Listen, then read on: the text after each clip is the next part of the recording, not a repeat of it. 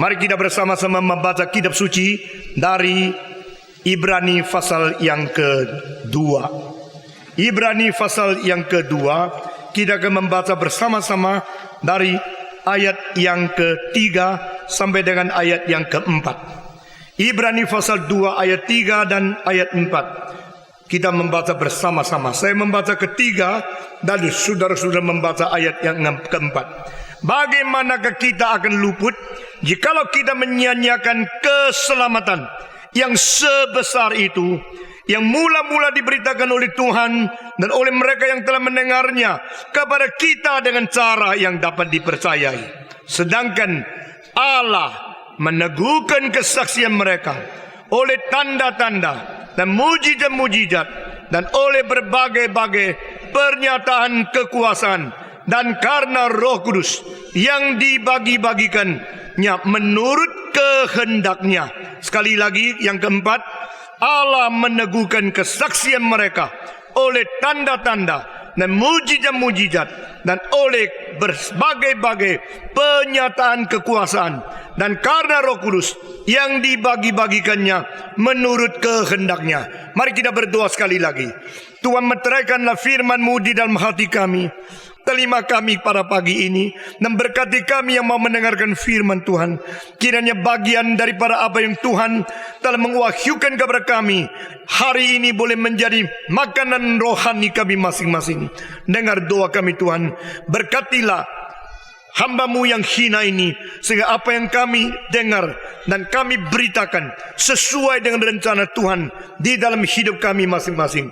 Dalam nama Yesus Kristus, penebus dan juru selamat kami yang hidup, kami sudah berdoa. Amin. Kita telah berbicara tentang bagaimanakah jikalau kita menyia-nyiakan keselamatan yang begitu besar yang diberikan kepada kita. Saudara-saudara sekalian, ini merupakan satu titik pusat dari rencana Tuhan. Atau karena setelah manusia jatuh, tidak ada jalan lain kita boleh kembali kecuali keselamatan yang disodorkan daripada surga. Saudara-saudara, dan keselamatan ini berada di dalam diri Yesus Kristus, Sang Anak Putra yang tunggal yang diturunkan dari surga kepada manusia. Itu sebab Alkitab berkata kepada kita bahwa tidak ada nama lain di dalamnya kita memperoleh keselamatan. Tidak ada jalan lain di dalamnya kita boleh kembali kepada Tuhan. Dan ini berkata juga oleh Yesus Kristus di dalam Yohanes 14 ayat ke-6, Akulah jalan, akulah kebenaran, dan akulah hidup. Tidak melalui aku tidak ada seseorang yang bisa kembali kepada Bapa. Saudara-saudara, Kristus datang ke dalam dunia bukan menjadi sesuatu perombak daripada moral manusia, bukan menjadi sesuatu perombak dari sistem masyarakat dari manusia. Dia bukan menjadi seorang revolusioner yang berada di dalam bidang politik saja. Saudara-saudara, Yesus Kristus justru datang khusus untuk menggenapi keselamatan yang sudah direncanakan oleh Tuhan Allah bagi umat manusia. Saudara-saudara, itu sebab kita menolak semua kekristenan yang tidak berpusat kepada keselamatan dan penebusan. Karena dengan demikian mereka dengan tidak sadar sudah menyia-nyiakan Injil di dalam keselamatan. Bagaimana besarnya kecelakaan jikalau kita menyia-nyiakan keselamatan yang begitu besar adanya. Saudara-saudara, bisakah kita meloloskan diri daripada dosa? Tidak bisa. Adakah jalan lain kita keluar dari dosa? Tidak ada. Hanya di dalam Kristus, hanya di dalam kematian Kristus, hanya di dalam salib Kristus, hanya di dalam darah Yesus Kristus. Itu jalan yang kita bertemu dengan Tuhan Allah. Di dalam Ibrani dengan jelas berkata kepada kita bahwa Yesus sudah membuka jalan yang baru dan jalan yang hidup. Saudara-saudara, jalan yang baru berarti tidak pernah ada seperti ini. Jalan yang hidup berarti inilah yang membawa kita kembali hidup di hadapan Tuhan Allah. Melalui apa? Dia membuka jalan melalui tubuhnya sendiri yang dipecahkan seperti tirai di dalam bait Allah yang robek dari atas sampai bawah, sehingga tidak lagi tertutup kemuliaan Tuhan yang berada di tempat maha suci. Sebab mulai hari itu manusia tidak perlu lagi menunggu imam besar yang membawa kita 1 tahun hanya 1 kali, tanggal 10 bulan 7, untuk berjumpa dengan Tuhan Allah. Saudara-saudara sekalian, dan imam-imam yang besar itu, mereka sendiri harus mempercikan darah dari domba dan lembu, menebus dosa sendiri sebelum mewakili rakyat Israel untuk menebus dosa mereka. Saudara-saudara sekalian, kita melihat Kristus telah membuka jalan yang baru dan hidup menembusi tirai yang besar itu. Ini melambangkan melalui kematian Kristus kita kembali kepada Tuhan. Saudara-saudara, kita akan tidak habis-habis dan akan berulang-ulang, tidak bosan-bosan membicarakan hanya satu juru selamat, hanya satu keselamatan, hanya satu cara keselamatan. Cara keselamatan adalah melalui salib Kristus, dan keselamatan berada di darah Yesus Kristus, dan juru selamat satu-satunya adalah Yesus Kristus. Kita telah membicarakan kaum liberal semenjak Tübingen School di Jerman sampai kepada orang-orang seperti Adolf von Harnack yang menyeru bahwa kita meninggalkan Paulus, mari kita kembali kepada Yesus. Yang dimaksud adalah Paulus telah menyelewengkan apa yang diajarkan oleh Yesus, sehingga orang Kristen tertipu, hanya memikirkan keselamatan, penebusan saja. Sedangkan Yesus mengajarkan bukan penebusan, tetapi mengajarkan hal-hal tentang bagaimana saling mengasihi, saling bersaudara, dan etika yang tertinggi. Saudara-saudara, gereja-gereja yang tidak sadar apa yang berada di dalam ajaran liberalisme menjadi racun menggerogoti iman kekristenan, sekarang sudah kosong belaka. Sekarang sudah menjadi seperti sesuatu gejala post-Christian era. Saudara-saudara, istilah ini diucap berkali-kali oleh Dr. Francis Schaeffer. Kalau engkau berada di Eropa, engkau melihat gereja-gereja menjadi kosong. Karena apa? Jikalau tidak ada keselamatan, tidak ada penebusan dari Tuhan, maka manusia ke gereja untuk apa? Untuk belajar baik, belajar moral. Bukankah kita boleh belajar moral dengan buku, dan kita boleh melaksanakan dengan sesuatu usaha dalam hidup kita sendiri? Tetapi kita harus mengetahui Injil diberitakan di dalam gereja, Roh Kudus bekerja bersaksi, dan di situ gereja akan terus menerus berkembang. Saudara-saudara sekalian, di mana tidak ada Injil, di situ kuasa Tuhan tidak nyata. Di mana tidak mementingkan Injil, gereja itu sudah boleh tutup pintu. Di mana Injil tidak lagi menjadi hal pusat dalam iman kekristenan, maka orang Kristen tidak mempunyai pangkalan bagi pelayanan, dan tidak mempunyai pangkalan bagi pengharapan, bahkan tidak mempunyai pangkalan bagi iman dan kasih yang sejati. Saudara-saudara, salib Kristus adalah dorongan etika yang terbesar. Salib Kristus adalah satu perantara kita beriman kepada Tuhan. Salib Kristus mengakibatkan kita boleh berharap kalau dia sudah mati bagi kita dan bangkit pula dari antara orang mati, maka dia sudah naik ke surga, mempersiapkan segala sesuatu yang menjadi pengharapan di mana janjinya akan ditepati. Saudara-saudara, dengan demikian pusat dari beriman itu salib, kepercayaan kepada Tuhan berdasarkan Injil Yesus Kristus. Di luar Kristus tidak ada juru selamat. Di luar salib tidak ada cara penebusan. Di luar darah Yesus Kristus tidak ada cara pengampunan dosa. Saudara-saudara, jikalau kita melalaikan Injil dan keselamatannya sedemikian besarnya, bagaimana kita bisa meloloskan diri dari dosa? Saudara-saudara, saya harap ini bukan saja menjadi satu peringatan bagi setiap pribadi yang belum menerima Tuhan. Ini menjadi peringatan bagi gereja, bagi pimpinan gereja, bagi semua pendeta, bagi semua guru-guru sekolah minggu, bagi semua murid mahasiswa di sekolah-sekolah tinggi teologi. Saudara-saudara, mengapakah?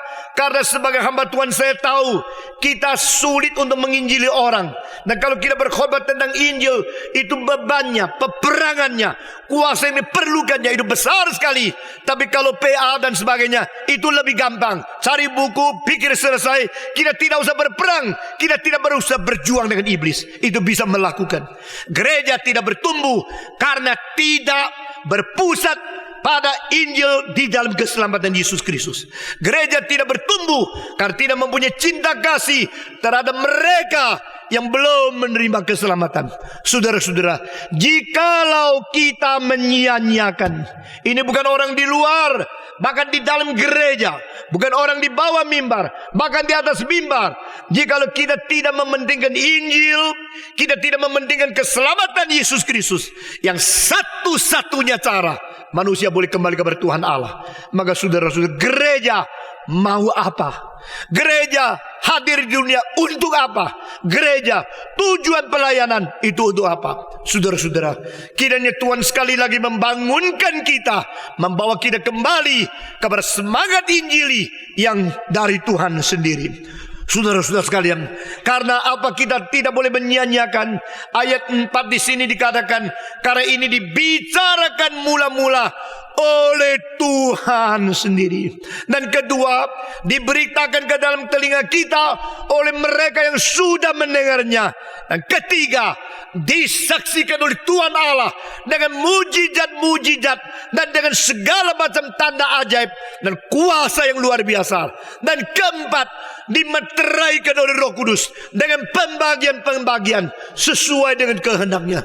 Itu sebabnya ayat keempat ini kita melihat ikut kerja selain Allah Bapa, Allah Anak, Roh Kudus. Dan kita melihat juga ada orang-orang yang sudah mendengar Injil dan memberitakan Injil. Saudara-saudara, Allah Tritunggal seolah-olah belum pernah diajarkan yang baik di dalam kitab suci. Dan istilah Tritunggal belum pernah muncul di dalam kitab suci. Itu sebab orang mengatakan ajaran Tritunggal bukan dari Alkitab. Siapa bilang? Saya berkata kepada saudara, dari ayat ke ayat, dari tempat ke tempat, dari buku ke buku, dari surat ke surat, dari pasal ke pasal, itu tersembunyi keadaan yang begitu faktual tentang realitas Allah Tritunggal, termasuk ayat yang kita baca di sini. Saudara-saudara, di sini dikatakan kepada kita, kita tidak boleh menyia-nyiakan keselamatan ini. Karena apa? Ayat ketiga, yang mula-mula diberitakan oleh Tuhan, yaitu Yesus Kristus, pemberita pertama mengenai Injil. Di dalam 4 Injil berkata, Injil mulai dari Yesus Kristus, dan Injil datang dari Kristus, dan Kristus sendiri mengenapkan keselamatan di dalam pembentukan Injil. Dia sendiri yang bicarakan. Dan kedua, dikatakan di sini bahwa kedua adalah oleh mereka yang telah mendengarnya, kepada kita sudah diberitakan kepada kita.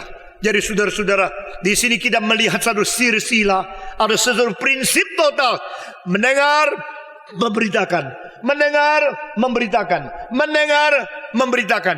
Dengan demikian Injil dikabarkan. Saudara-saudara, perbedaan orang-orang di luar kekristenan dengan kekristenan apakah? Ya, bedanya memberitakan Injil. Ini pemberitaan Injil merupakan suatu perbedaan yang besar.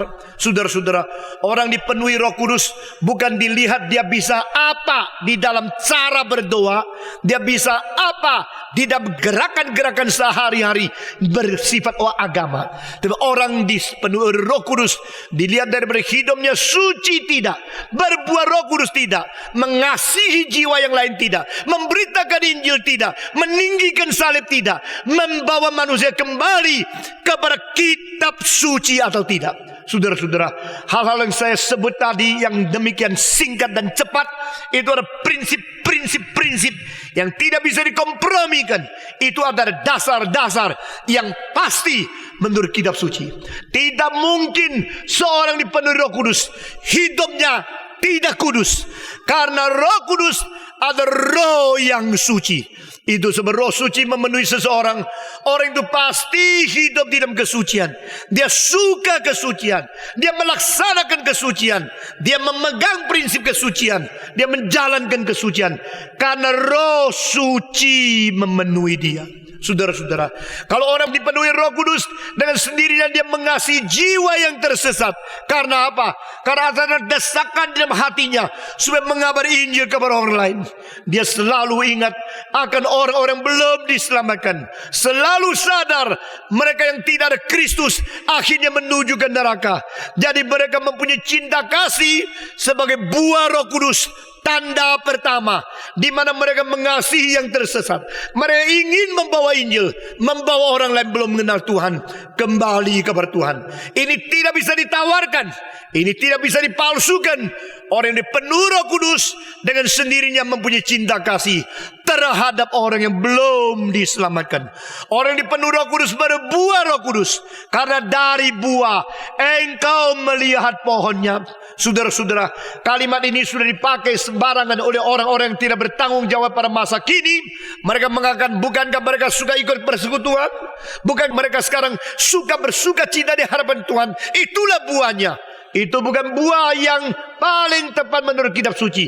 Menurut kitab suci, buah Roh Kudus itu adalah buah mempunyai sesuatu kekuatan untuk menyatakan sukacita dari Tuhan, cinta kasih yang dari Tuhan mengalir dari dia, dan dia menahan diri, dia mempunyai kesabaran, dan dia mempunyai juga penguasaan untuk menyalurkan nafsunya sesuai dengan tahanan, sesuai dengan satu limit, sehingga dia tidak sembarangan. Saudara-saudara, orang yang tidak mempunyai buah Roh Kudus, jangan percaya dia dipenuhi oleh Roh Kudus. Orang yang dipenuhi Roh Kudus berbuah Roh Kudus, dan buah Roh Kudus berlainan dengan buah nafsu. Buah nafsu penuh dengan kekejian, penuh dengan kenajisan, penuh dengan nafsu birahi yang tidak terkuasai, penuh dengan egoisme. Tetapi Roh Kudus dan buah Roh Kudus bukan demikian. Alkitab mengatakan tidak ada hukum yang bisa melarangnya. Berarti buah Roh Kudus ada buah yang melintasi, melampaui semua hukum di dalam dunia ini. Saudara-saudara, bukan saja demikian, orang ini penuh Roh Kudus pasti dia mentinggikan salib Kristus, bukan memuliakan sendiri. Ingatlah, Roh Kudus tidak pernah datang untuk mengajak manusia memperhatikan Roh Kudus sendiri. Nah, ini satu ciri khas yang saudara harus perhatikan. Jikalau satu gerakan yang begitu nonjol untuk mempentingkan akan Roh Kudus, Roh Kudus, Roh Kudus, sehingga gereja mementingkan Roh Kudus dan tidak lagi mementingkan Kristus, itu sudah mulai salah. Karena Spirit is given in order to glorify me. He will be my witness. Saudara-saudara, Roh Kudus diberikan bukan untuk memuliakan Roh Kudus sendiri. Roh Kudus diberikan untuk memuliakan Yesus Kristus. Semua 1, 2, 3. Roh Kudus diberikan bukan untuk memuliakan Roh Kudus sendiri. Roh Kudus diberikan untuk memuliakan Kristus. Saudara-saudara, maka pada permulaan zaman di mana Yesus mengirim Roh Kudus, semua gereja yang mendapatkan kepenuhan Roh Kudus, mereka meninggikan salib, mereka meninggikan Kristus, karena Kristus pernah dipermalukan secara tidak seharusnya, pernah dipermalukan secara tidak wajar. Saudara-saudara, maka Roh Kudus datang untuk mempermuliakan Sang Anak Putra Allah yang tunggal, yang pernah dipermalukan itu kembali kepada mulia semulanya. Roh Kudus datang memuliakan Yesus Kristus. Dan dengan demikian, seorang yang dipenuhi Roh Kudus, dia bukan memuliakan diri. Jikalau seorang pendeta, seorang pengkhotbah terus membicarakan kehebatan dia, kebolehannya dia, pengalaman dia, itu harus diberikan tanda tanya. Apakah dia itu punya kepenuhan Roh Kudus atau tidak?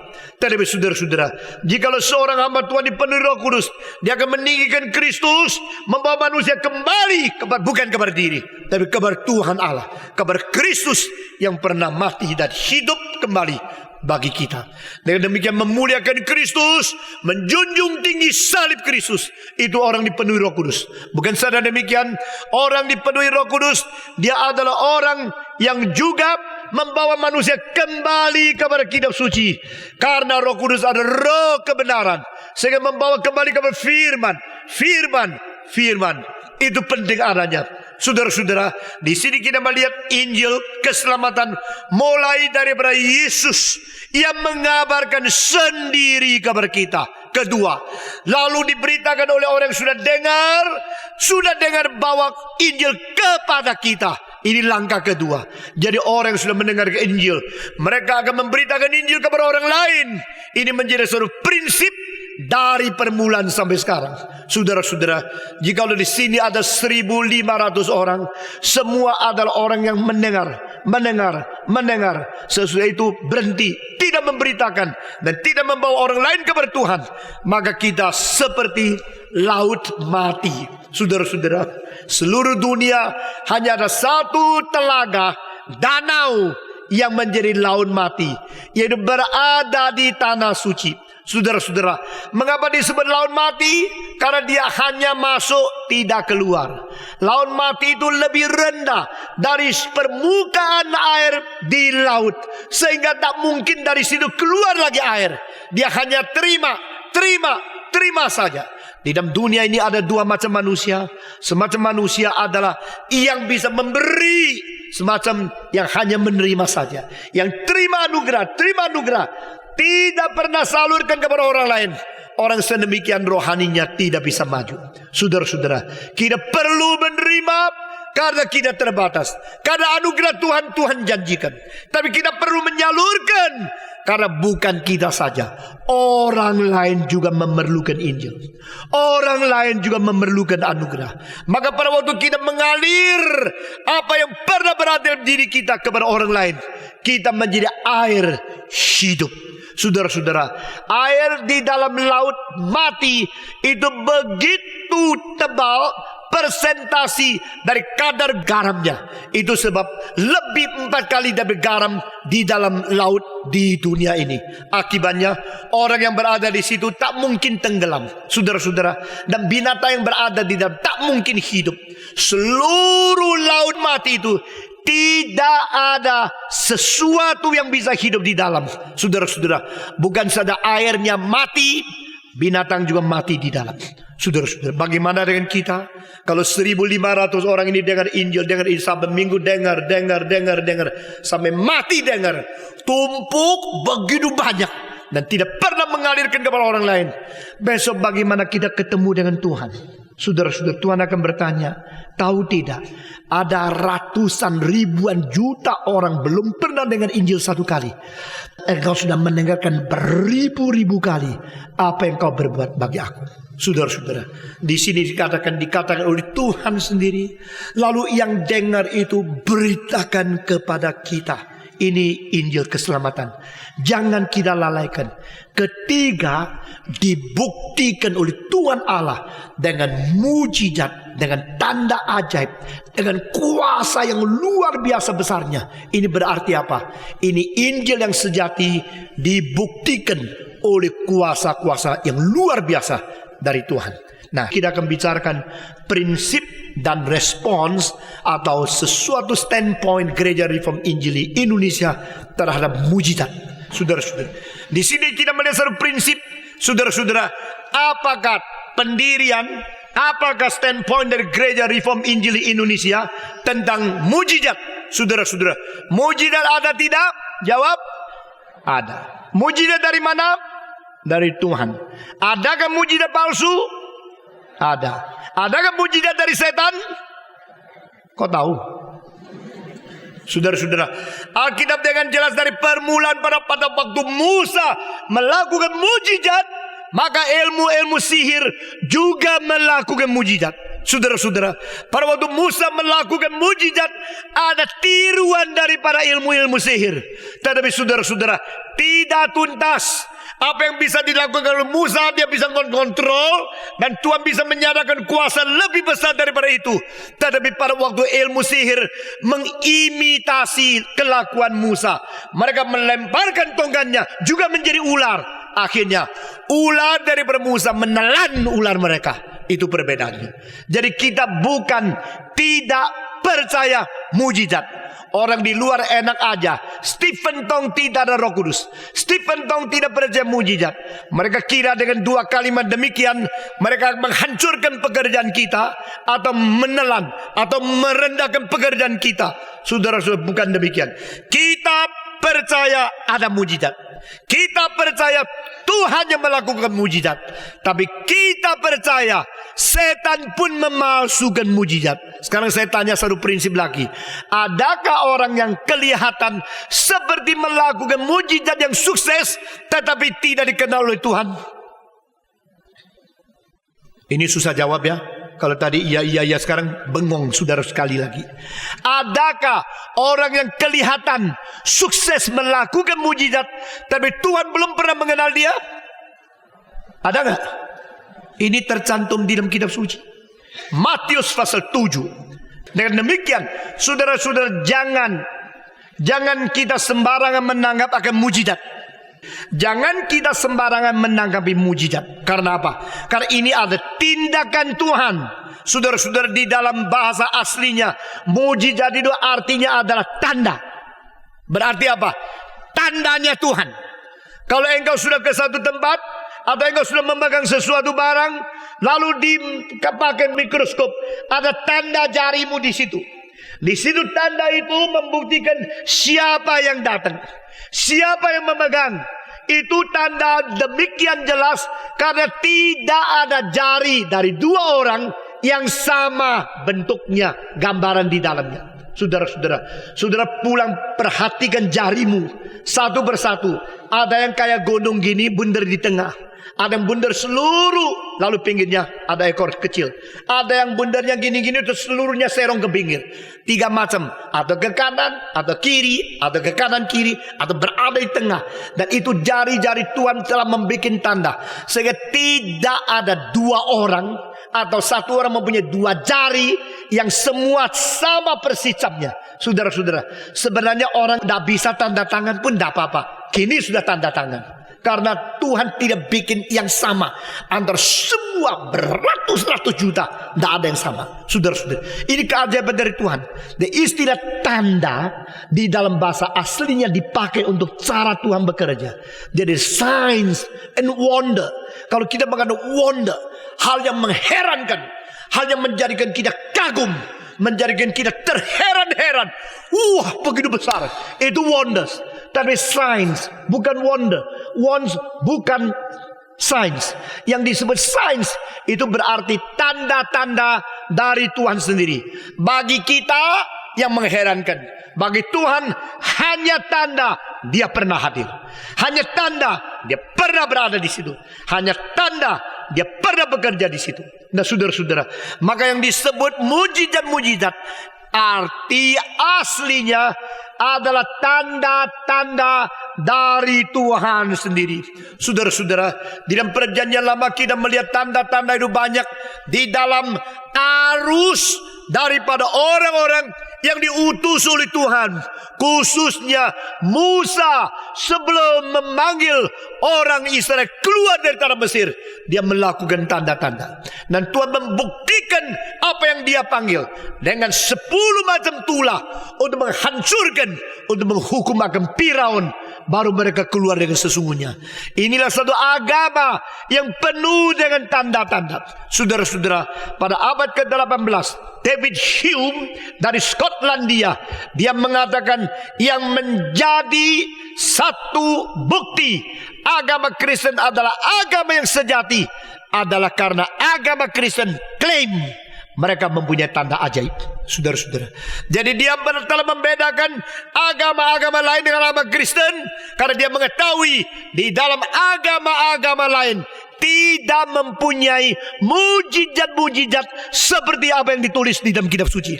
Dan orang Kristen tahu bahwa agama kita agama yang sejati karena agama kita adalah agama yang mempunyai mujizat.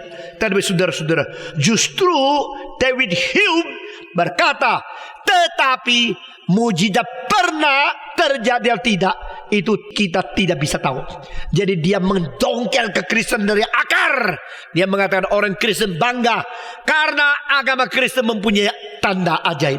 Tetapi bagi saya, tanda ajaib itu pernah terjadi atau tidak? Saya tolak, saya tidak percaya. Mungkin belum pernah terjadi, siapa tahu. Nah saudara-saudara, ini semua menanam bibit untuk abad ke-19 bagi Sir Herbert Spencer sama seorang lagi Thomas Henry Huxley untuk menemukan satu istilah namanya agnostisisme, yaitu kita tidak bisa tahu, pokoknya tidak usah debat, tidak tahu. Begitu. Saudara-saudara, setelah David Hume mengatakan kalimat itu, 100 tahun kemudian seorang teolog baptis di Amerika yang namanya August Hopkins Strong, he is very strong, saudara-saudara. Dan dia mengatakan apa? Dia mengatakan Hume.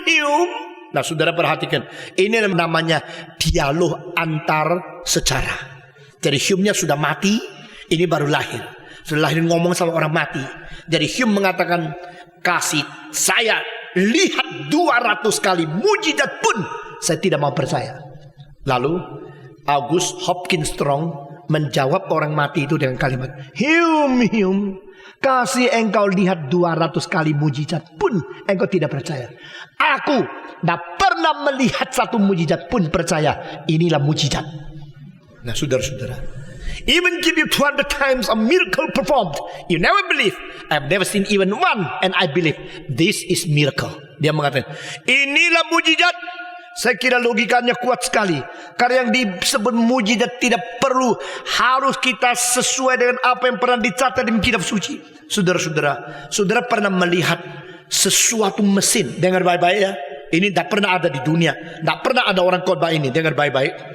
Engkau pernah melihat satu mesin ya, dikasih air kotor, dikasih kencingnya anak-anak, ya, terus dikasih itu air sabun, terus mesin itu jalan-jalan mencampuri air kotor, air sabun, kencing, akhirnya keluar apel.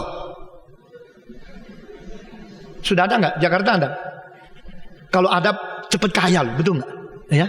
Ya, itu mesin ya, dikasih air kotor, air sabun, ludah, terus kencingnya anak-anak, terus jalan, akhirnya keluarnya jadi buah apel. Nggak pernah lihat? Saya lihat itu. Pohon apel, betul nggak? Betul tidak? Hah? Kasih air kotor, anak kecil, kencing di situ, keluar apel, betul nggak? Itu udah mujizat. Itu apa? Saudara-saudara, kamu bisa? Itu mujizat. Saben hari kita mujizat, cuma kita sudah terlalu take it for granted. Saudara-saudara, engkau menikah sama seorang perempuan yang cantik, tahun depan lahirkan anak, itu udah mujizat. Mujizat enggak? Mujizat dong, saudara-saudara. Engkau cari makan, cari apa? Carinya uang, bukan cari makan, cari uang. Sesudah itu beli makanan. Sudah beli makan, taruh di mana? Taruh di sini. Masuk. Engkau tidur, ngorok. Lalu dia pelan-pelan, sebagian jadi rambut, sebagian jadi alis, sebagian jadi kuku. Itu udah mujizat. Mujizat dah. Kamu atur enggak? Jangan kebanyakan ya. Saya minta rambut banyak sedikit. Dia bilang enggak. Akhirnya engkau rontok rambutnya. Saudara-saudara, ini sebagian jadi kulit, sebagian jadi kuku, sebagian jadi tulang. Itu udah mujizat. Saudara, itu belum pernah bisa dikerjakan oleh manusia.